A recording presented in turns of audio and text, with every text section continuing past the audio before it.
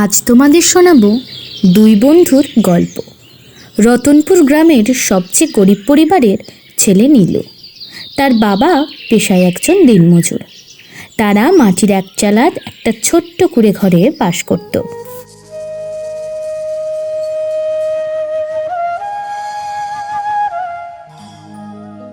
নীলু, আজ তো নতুন ক্লাসের প্রথম দিন। স্কুলে গিয়ে কিন্তু কোনো রকম বদমাইশি করবি না।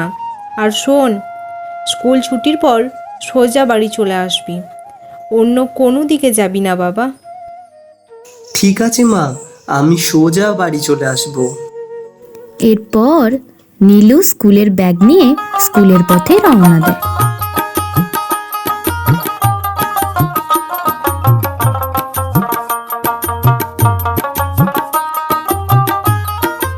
স্কুলে পৌঁছে সে স্কুলের একটা বেঞ্চে একা বসে থাকে।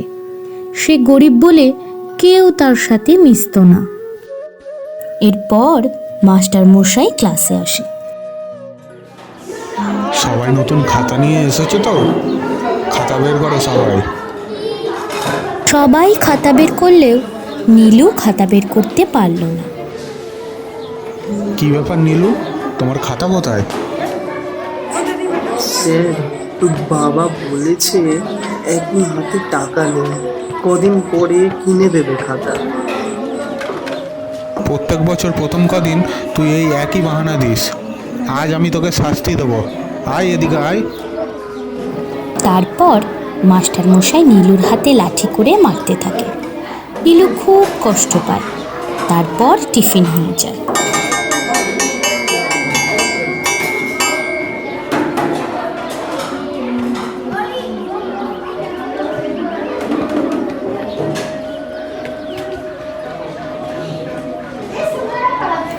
টিফিনের সময় নীলুর বাকি বন্ধুরা সবাই টিফিন খায়। নীলু গরিব বলে কেউ তার সাথে কথা বলতো না। আর ওর মা ওকে টিফিন দিতে না পারায় ও বাইরে গিয়ে গাছতলায় বসে থাকে।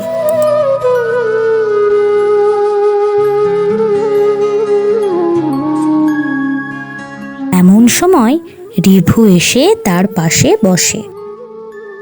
তোর নাম কি? তুই এখানে একা একা বসে আছিস কেন? আমার নাম নীলু। আমি তো গরিব, তাই কেউ আমার সাথে মেশে না। তোর নাম কি রে? আমার নাম রিভু। নীলু, তুই আমার বন্ধু হবি আজ থেকে? সত্যি বলছিস?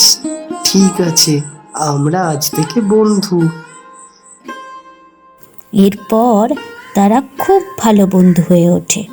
রোজ তারা দুজনে একসাথে স্কুলে যায় আর বাড়িও ফেরে।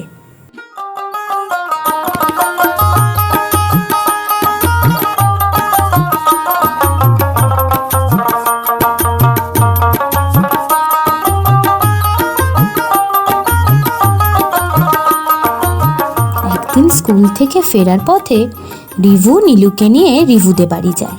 রিভু গ্রামের বড় লোক বাড়ির ছেলে। অনেক বড় বাড়ি তাদের। এটা আবার কে রিভু? বাবা, ও আমার বন্ধু নীলু। গ্রামের ওই শেষ পাড়ায় ওদের বাড়ি। তা তোমার বাবার নাম কি ছেলে? আমি হরিহর বাগদির ছেলে। ও, তুই হরিহরের ছেলে? হরিহর আমার জমিতে তো জন খাটে। রিভু, তোকে কতবার বারণ করেছি যে গরিবদের সাথে মিশবি না। তুই যা, ঘরে যা। আর তুই বাড়ি যা নীলু, আমার ছেলের সাথে মিশলে তোর ঠ্যাং খোঁড়া করে দেবো। বাবা, ও আমার খুব ভালো বন্ধু, ওকে ওরকম বলো না।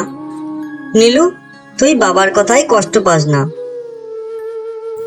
এমন সময় সব কথা শুনে ঘর থেকে রিভুর মা বেরিয়ে আসে।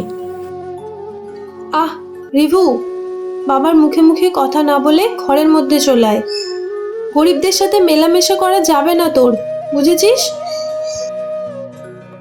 এমন কিছু বলে টাইট দিতে হবে যাতে ও আর আমার ছেলের সাথে না মেশে।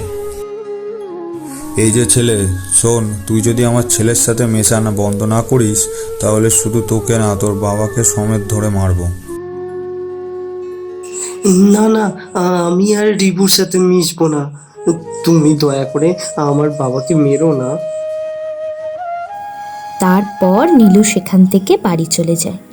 এরপর থেকে রোজ দিন স্কুলে যাবার সময় স্কুলে গিয়েও নীলুর সাথে রিভুর দেখা হয়, কিন্তু নীলু কোনো কথা বলে না রিভুর সাথে।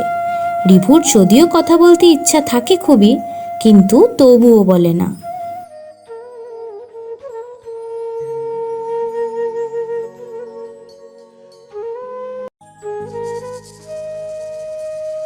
একদিন দুপুরবেলা রিভু আর রিভুর মা পুকুরে স্নান করতে আসে।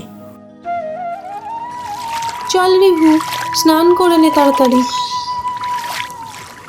এমন সময় সে দেখতে পায় পুকুর পাড়ে বসে মাছ ধরছে নীলু।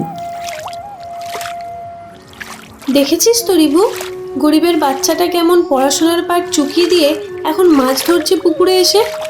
মাছ টাছ বিক্রি করে হয়তো, এই জন্যই তো তোকে ওর সাথে মিশতে বারণ করতাম। রিভু চুপচাপ দাঁড়িয়ে থাকে, আর তারা দুই বন্ধু দুজনের দিকে তাকিয়ে থাকে।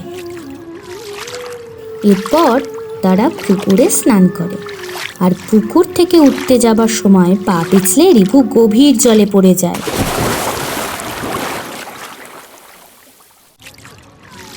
বাঁচাও বাঁচাও, কে কোথায় আছো গো, বাঁচাও, আমার ছেলেকে কেউ বাঁচাও, ও সাঁতারও জানে না, জলে ডুবে যাবে যে, ওকে কেউ বাঁচাও।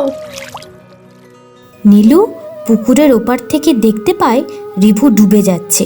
সে পুকুরে ঝাঁপ মেরে জল থেকে বাঁচিয়ে তুলে আনে রিভুকে।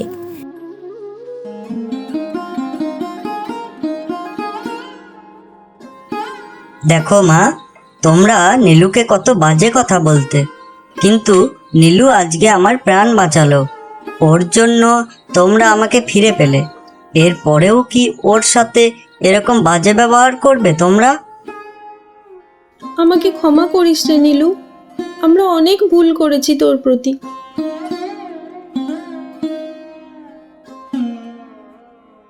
এরপর রিভুর মা রিভু আর নীলু দুজনকেই কাছে টেনে নেয়।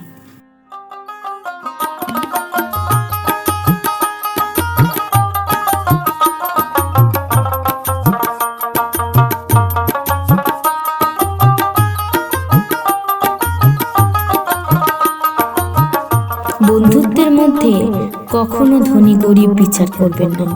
বন্ধুত্বের সম্পর্ক অনেক পবিত্র সম্পর্ক। সকল ধর্ম, জাতি, বর্ণ, ভেদাভেদ বন্ধ করে সকলের বন্ধু হয়ে উঠুন।